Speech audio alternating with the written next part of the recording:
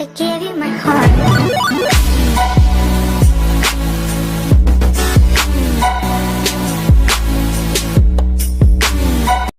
Yo, what's up, guys? Back at you with another one on today. This is Noble Sports Entertainment, your home for breaking sports news and sports talk. Make sure you smash that like button. When you smash the like button, make sure you hit the subscription button, subscribe to the channel, click the bell icon that you may be able to receive every upload and notification that comes from Noble Sports Entertainment. Also, make sure you subscribe to the DSA. Their links will be below in the description. All right, guys, we're going to talk about the Week 8 preview, the New York Giants versus the Detroit Lions. And the Lions will be facing off with a formidable foe, no other than Golden Tate. Definitely when Golden Tate was in Detroit, he was a fan favorite, one of my favorite Detroit Lions when Golden Tate was here. I love the stuff, the showmanship that Golden Tate had on the field. And the guy, you know, when he played with the Detroit Lions, man, I got to say it, man, he was one of the most reliable targets that Matthew Stafford had after losing a talent such as Calvin Johnson. But now as the Lions are transitioning away from Golden Tate, now you have a new batch of receivers in Marvin Jones and Kenny Galladay, and those guys have been doing a phenomenal job since Golden Tate has left. But also with the New York Giants, you got Daniel Jones, rookie quarterback, taking over for Eli Manning. Eli has not been the same quarterback, and we know that Eli eventually Father Time catches up with everybody. And I definitely think that eventually Father Time is catching up with Eli Manning. He has been an Iron Man in the league, has won 2 Super Bowls, but the Giants are just looking like they're headed in a youth movement in a different direction too as well. And one thing that the Lions are going to have to do, some key things, is be able to stop running back Saquon Barkley. You're going to have to stop Saquon Barkley. I know some people said that they're not worried about Saquon Barkley, but at the same time, the Lions have not been able to stop the run all season. We thought that coming into the season as a fan, you thought that the Lions would play a lot better than what they're playing. And they have been playing and they have been competing, but they have been coming short on the short end of the stick. And that's not good if you're a Detroit Lions fan. You want to see this team progress. But definitely the Lions are going to have to now implement Ty Johnson into the system. I think Ty Johnson should have been getting the carries that C.J. Anderson was getting. And the Lions decided to wait late to start implementing him to the system.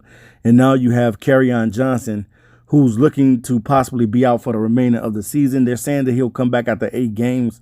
But if you really look at it, man, Kerryon is probably done for the season. And it's a shame, you know what I'm saying? And you hate that for Kerryon because he has been a solid running back. You know, he hasn't had his best stats this season yet, but he's been a solid running back since the Detroit Lions drafted him out of Auburn. And now the Detroit Lions are going to have to go with Ty Johnson and J.D. McKissick and whoever else the Lions decide to bring onto the roster.